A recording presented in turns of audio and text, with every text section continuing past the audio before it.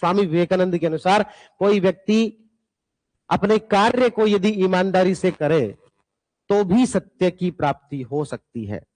सत्य की प्राप्ति, ये सारे के सारे जो मार्ग है, तरीके हैं, ये सत्य की प्राप्ति के है, ईश्वर की प्राप्ति के है। उनका कहना है कि कोई व्यक्ति अपने कार्य को ईमानदारी से करे तब भी सत्य की प्राप्ति हो सकती है, लेकिन अपना पूरा ध्यान उसी एक कार्य के अंदर लगा दे। एक विचार को पकड़ो और उस विचार को जब तक लक्ष्य प्राप्ति नहीं होती तब तक लगे रहो। अपना पूरा फोकस, अपना पूरा ध्यान उसी लक्ष्य पर, उसी कर्म पर होना चाहिए। एक जैन फकीर हुए, जापान के अंदर एक धर्म है जैन धर्म, अपने यहां पर जैन धर्म है, उसी से मिलता जुलता नाम है जैन।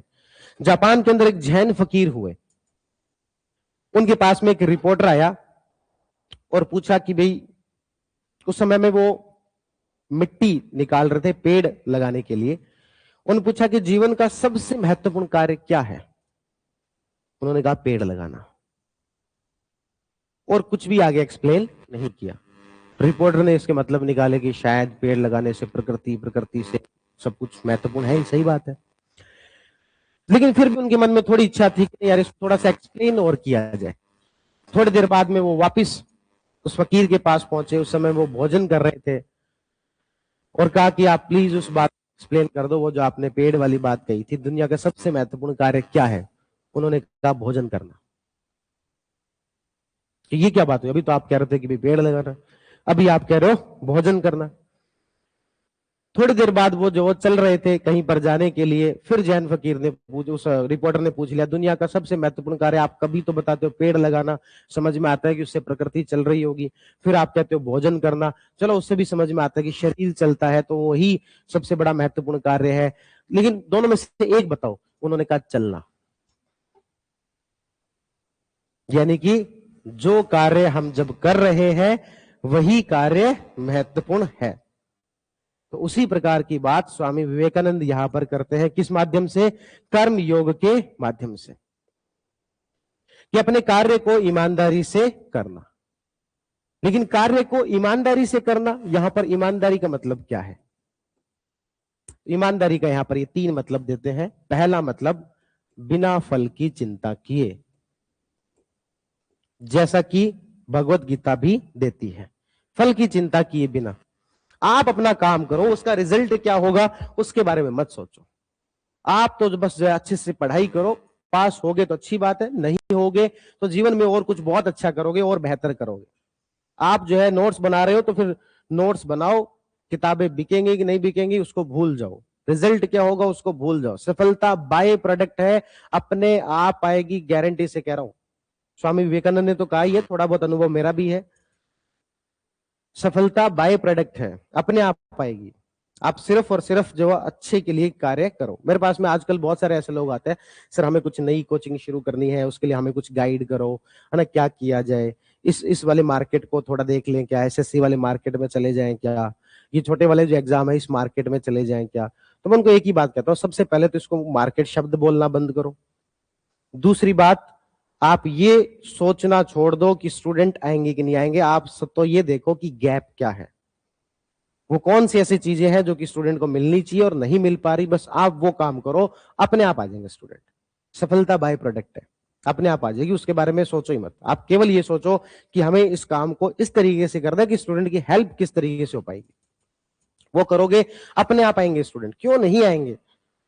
जो काम स्टूडेंट को करना चाहिए वो आप करके दे रहे हो, तो क्यों नहीं आएंगे भाई? आप नहीं करके दोगे, कोई दूसरा करके देगा।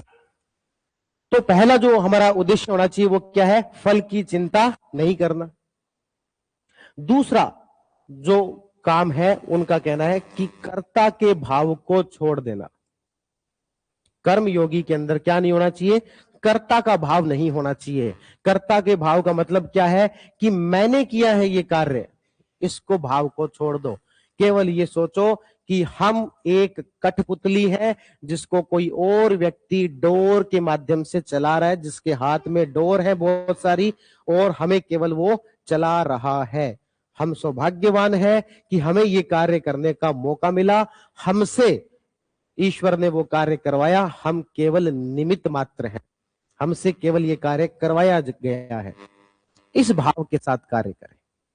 ये बात सच्चाई है कि नहीं है उसको भूल जाए, केवल इस भाव के साथ कार्य किए करें कि मुझसे ये काम करवाया जा रहा है, आप नहीं कर रहे हो।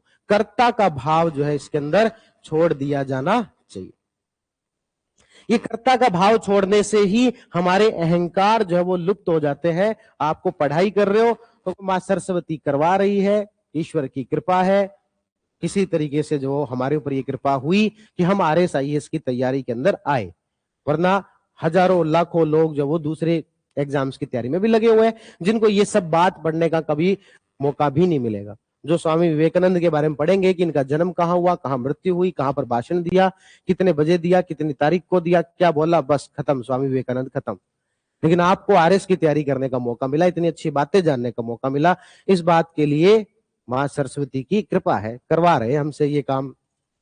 हमें किसी प्रकार का क्या नहीं होना चाहिए, कर्ता भाव नहीं होना चाहिए। और तीसरा वो कर्म योगी के रूप में कहते हैं कि वह सब कार्य ईश्वर को अर्पित कर दे। मैंने कर दिया, अब आगे ईश्वर जाने, पास होगा फेल होगा वो कौन जाने, ईश्वर जाने।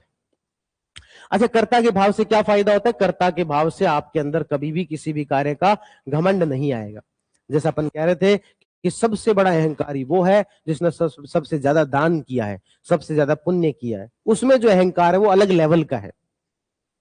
एक पापी है लेकिन पैसा बहुत है, उसके पास में अहंकार होगा पैसे का, लेकिन उसका अहंकार कोई 2 मिनट में उसको इमोशनल करके तोड़ देगा कि तुमने कितने पाप किए, कितने पाप किए, उसका अहंकार 2 मिनट में टूट जाएगा।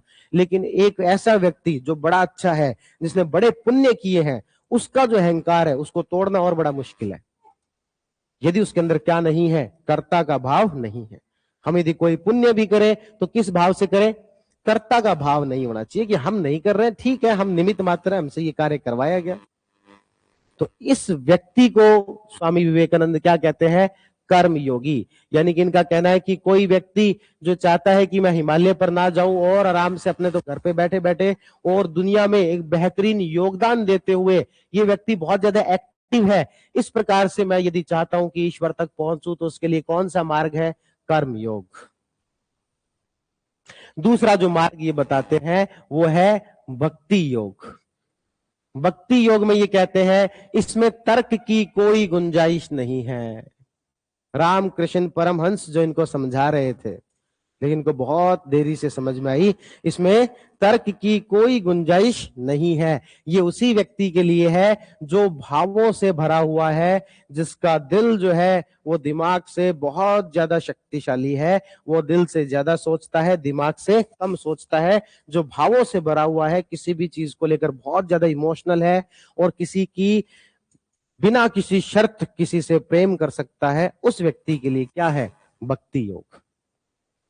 जो मां मीरा ने किया, जो चैतन्य महाप्रभु ने किया, जो आपके रामकृष्ण परमहंस ने किया। जब हनुमान जी की पूजा की तो वानर हो गए, कृष्ण की पूजा की तो राधा हो गए, मां काली की पूजा की तो जैसे बच्चे हो गए, और रामलला की पूजा की तो जैसे पिता या फिर मां हो गए। जिस तरीके से जिसकी पूजा कर रहे हैं, पूरा प्रेम, निशर्त, बिना किसी शर्त के प्रेम। इस प्रकार के व्यक्ति को कौन से मार्ग पे जाना चाहिए, भक्ति योग पे जाना चाहिए। अगला जो बताते हैं वो ये कहते हैं ज्ञान योग, जिसके धुरंधर खुद स्वामी विवेकानंद थे। ज्ञान योग, ये जो व्यक्ति होगा वो ईश्वर प्राप्ति के लिए कौन से मार्ग का प्रयोग करेगा, तर्क का। हर चीज के अंदर ज्ञान, हर चीज के अंदर तर्क, हर चीज के अंदर सवाल, हर चीज में संदेह। किसी भी चीज को ना मानना जब तक कि उसे अनुभव ना कर लो। रामकृष्ण परमहंस जैसे महान व्यक्ति को नहीं माना जब तक कि स्वयं ने अनुभव नहीं कर लिया। हर बात पर सवाल कि मैं कौन हूं, अंदर से उत्तर आएगा तुम शरीर हो। इसका वो उत्तर देंगे कि नहीं, शरीर तो बदलता रहता है, पुनर्जन्म में हम तो विश्वास करते हैं ना, शरीर तो बदलता रहता है, इस जन्म में कोई और शरीर मिला हुआ है, दूसरे जन्म में कोई और शरीर मिला हुआ है, लेकिन अंदर का मैं तो, अंदर की आत्मा तो नहीं बदल रही।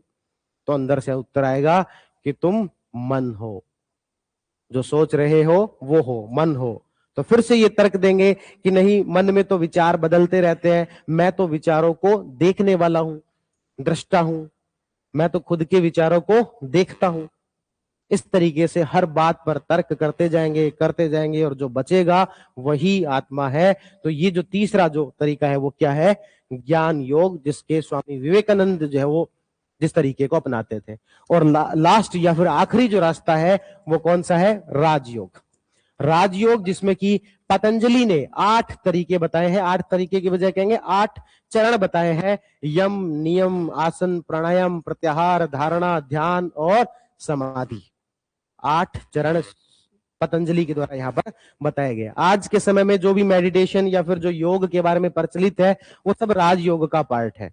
जो व्यक्ति एक अनुशासित जीवन जीना चाहता है, ना तो उसके अंदर बहुत अधिक तर्क है, ना उसके अंदर बहुत अधिक भाव है, ना उसके अंदर कार्य करने का इतना ज्यादा सामर्थ्य है, वो तो केवल एक अनुशासित जीवन जी सकता है। उसके लिए कौन सा मार्ग है? उसके लिए है राजयोग।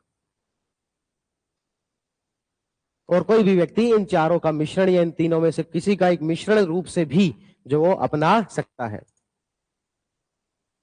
इस तरीके से स्वामी विवेकानंद के द्वारा यहां पर कितने मार्ग बताए गए हैं? 4 मार्ग बताए गए। भक्ति योग के बारे में उन्होंने बिल्कुल भी नहीं लिखा, क्योंकि भक्ति योग उनका मार्ग कभी था ही नहीं। वो इतने ज्यादा तर्कवादी थे कि भक्ति योग उनके कभी जचा ही नहीं। वो तो रामकृष्ण परमहंस थे जो कि उनको थोड़ी बहुत बातें मनवा दी, वरना कभी भी उनको भक्ति योग नहीं जमा। उनको ज्ञान योग, कर्म योग और राज योग जो ज्यादा ठीक लगता था स्वामी विवेकानंद को।